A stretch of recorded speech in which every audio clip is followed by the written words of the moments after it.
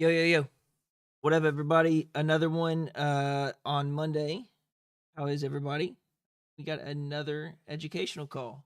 If you don't know, these are quick 5 to 10 minute videos that I do so that we can provide some educational content weekly on Glacier, so that we have a huge backlog of information that we can send to users. And I just do it live because it helps me because I like doing things live rather than trying to make videos all the time. So, yeah, if you're a new user, then that is what this is. It usually covers some small topic, and over time, hopefully, we have enough educational content on Glacier as a whole that any user using the platform would have a large understanding or a very good understanding of exactly how to use this platform to benefit them. And so that is the goal. And today there wasn't a lot that I could think of to cover. A good one that Top Gun talked about was the LP positions and kind of how they interact with each other when you have two currencies and one is stable and the other is lowering. And a good example of that actually is Glacier AVAX. Since we are paired with AVAX, I think honestly, we're almost ready to open up a Glacier USDC pair. I don't know that for certain, but for right now, I'm okay with what it is until we can start seeing an uptrend and a little bit more activity on the charts, and that's going to come from AVAX and many other places. So yeah, so I think the main cover is to talk about LP positions, maybe talk about the Twitter algorithm a little bit, even though I don't know how it works in depth. But I do know some things that have been broken down. If you didn't know, Twitter had a huge leak where the entire algorithm was leaked. So it's absolutely 100% a fact as to what the algorithm picks up and puts down in front of other users.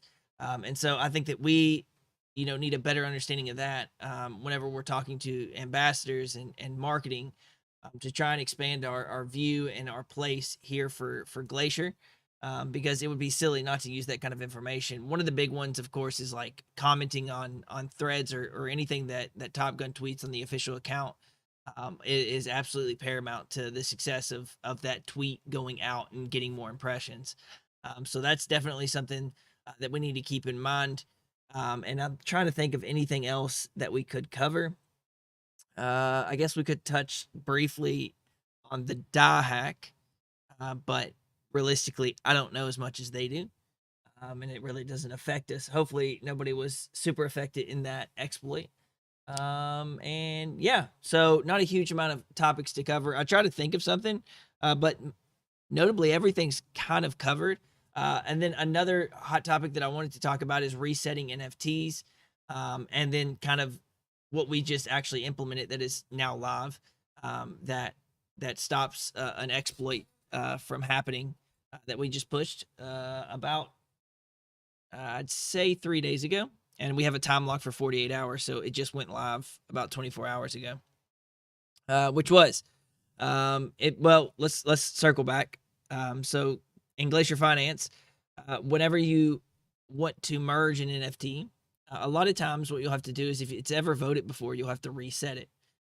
So I saw a lot of people doing a reset when they plan to merge, and then it came out where they couldn't vote anymore, right? And one of the things that you need to understand is that in most of these projects, and I have to check it on ours, is that only one of the NFTs need to be actually reset, and the other one can be merged into it and still vote.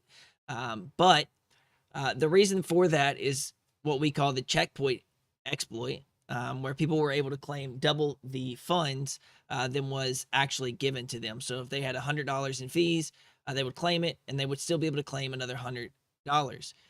So what they did was essentially make it where you couldn't do these kind of things like merging into an NFTs after you've already voted.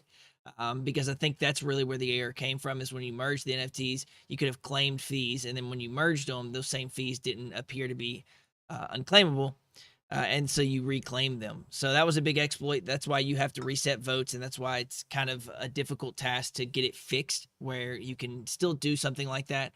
So we're still trying to look for avenues for that to work out. But yeah, so the exploit that we didn't really have, but that we caught very early and has already implemented a fix, is that if you didn't know, partner NFTs are 4-year locks, and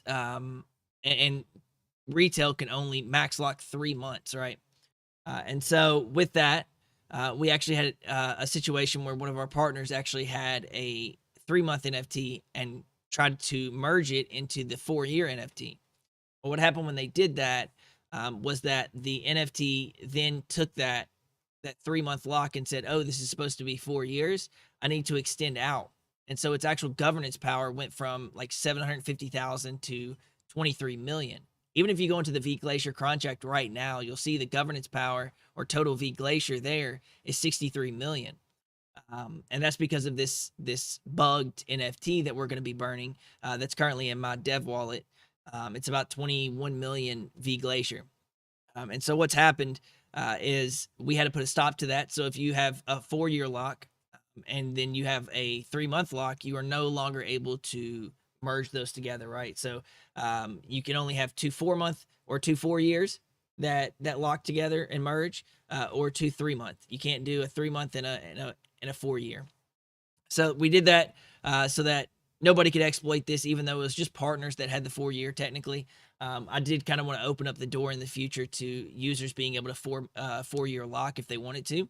And so with that option to be able to opt in, we needed to make sure that this issue didn't come up. So actually, if you'll look at the amount of V Glacier in existence right now, it is much higher than it actually is. I think we only have about 34, 35 million after you take that 21 million out. So that was a big issue that took place. But thankfully, Jimmy worked very hard and got that done in about a day once we noticed the exploit, which is cool. Man, I lost my complete train of thought. I think the next one was LP relation, right? A lot of people get confused. If there's no buy and sell pressure of Glacier, the LP has this weird. Well, it's not weird. It's just a relation of two currencies. So we have half of the LP is hosted with AVAX, and the other half is hosted with Glacier. If no one buys and sells any Glacier, but AVAX goes down like we've been seeing, it'll actually take Glacier down with it.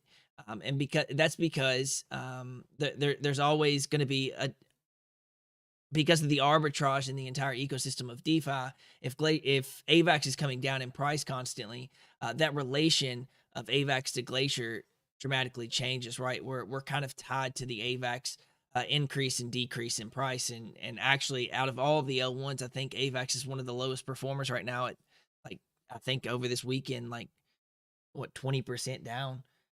So as we're tied with just this one currency and there's no arbitrage to like a USDC pair where Glacier can kind of act freely on price discovery, you're always going to see it subject to going down when AVAX goes down, and up actually when AVAX goes up. Sadly, we haven't had many up AVAX days lately, so we haven't been able to see the positive benefits of it, but we have seen plenty of the negatives. So I like to talk about understanding how LP works, and seeing how that works. In concentrated liquidity, it's much different, and that's really cool. But maybe we could talk about that in the future. But concentrated liquidity is a little bit different with impermanent loss, and you only actually host LP. So technically, right now, you host LP for Glacier AVAX through infinity prices, all the way from $0 all the way up to a billion, million, trillion infinity dollars, right? And that's how normal Uniswap V2 LP works. But in concentrated liquidity, you actually say, I only want to host this, say it's for Glacier pair, I only want to host this between 1 cent and 3 cent. And that could be considered a tight range. So your LP, maybe it's only or it's like $10,000 is only hosted from there. And maybe another person does it between 1.5 and 2, and they could earn more fees than you because they have a tighter spread. But, I've already made a video on concentrated liquidity. I don't think I need to go over the whole thing.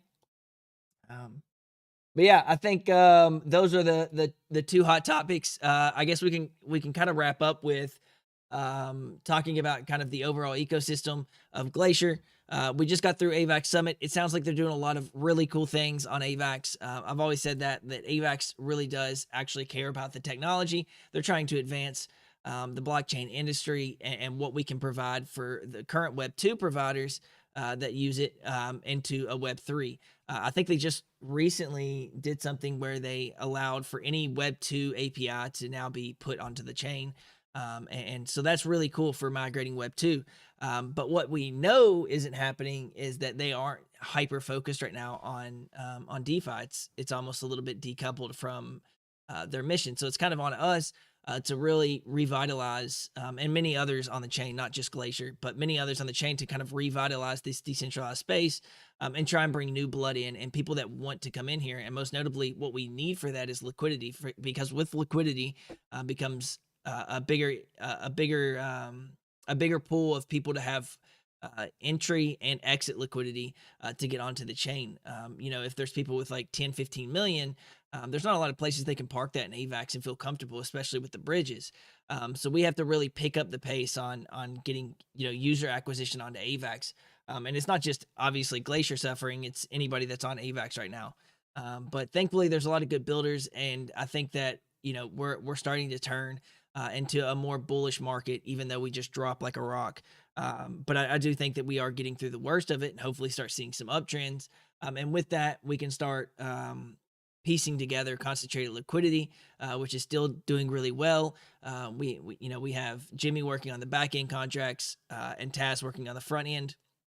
We have a new UI coming in that I think I've kind of slotted it as our mass adoption phase, where we're trying to anybody that comes into DeFi or anybody that is already in DeFi will kind of already be comfortable with kind of the color schemes and what we offer on the platform, and it's much more simplistic.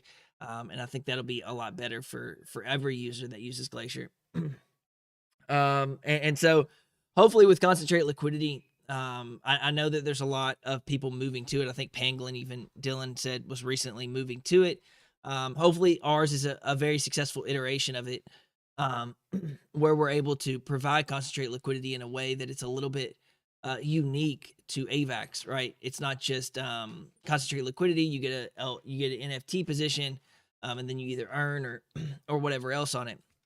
But rather here, you give concentrated liquidity up. The platform earns fees and gives it back to the users, and the concentrated liquidity provider earns Glacier. And hopefully the bullish scenario there is that the fees that are equated from concentrated liquidity would outpace kind of farming to a decent degree, and most users would be locking that Glacier up to earn off of platform fees. That's kind of the expectation, or the goal for me, is to make sure that it is as lucrative as possible to continue owning the Glacier. So I think that's it. I think that was a mouthful, and hopefully we'll have some more jam-packed content here in the short term.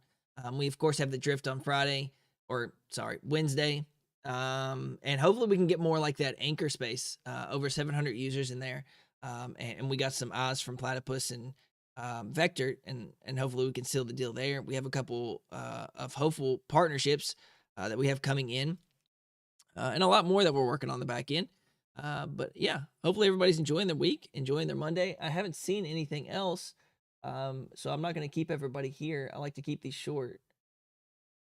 Yeah, Disco Chuck said CL over on Thena has led to about 2x in fees since launch. Yep, and that's pretty short term, because a lot of their LP isn't migrated over, and it'll be the same difference for us as well. But yeah, I mean, obviously volume is what we want. We gotta compete for volume on the chain. It's much lower. But the good news is if we can start competing at a high degree and be first, second, or third in volume when the bull market hits. And obviously the bull market isn't the save all. We want to be as optimal and as efficient right now as we can. But when the bull market hits, and still being a top earner there, everybody's going to be happy with their V Glacier position, and probably their LP position at that as well. Yeah, if you don't have any other questions, I will leave it there. I appreciate you tuning in today, and I will see you Wednesday, hopefully, if you're available, and I will talk to you again then. Thank you, guys.